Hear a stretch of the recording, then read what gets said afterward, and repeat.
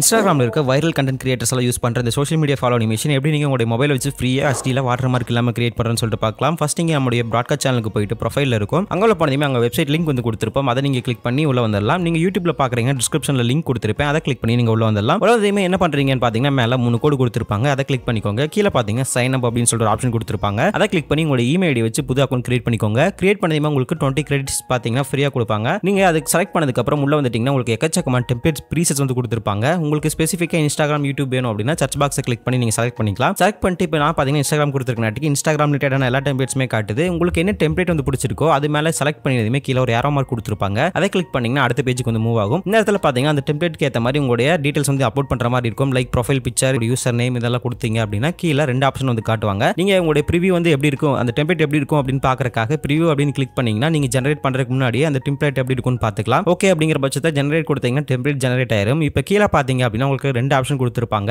Export பண்ணுறதுக்கு green screen, alpha அப்படின்னு சொல்லிட்டு நீங்கள் அதிகமாக உங்களுடைய மொபைல் எடிட் பண்ணுறவரா இருந்தால் அப்படின்னா கிரீன் ஸ்கிரீன் அப்படிங்கிற ஆப்ஷன் செலக்ட் பண்ணிட்டு ஜஸ்ட் நீங்கள் டவுன் கொடுத்தீங்கன்னா உங்களுக்கு வந்து டவுன்லோட் ஆயிரும். ஸோ அவ்வளோதான், ரொம்பவே சிம்பிள் தான். இந்த மாதிரி ட்ரெண்டிங் எடிட்ஸ் பற்றி தெரிஞ்சுக்க நம்ம பேஜை மறக்காம ஃபாலோ பண்ணிக்கோங்க. அடுத்த பார்க்கலாம். சாரதி.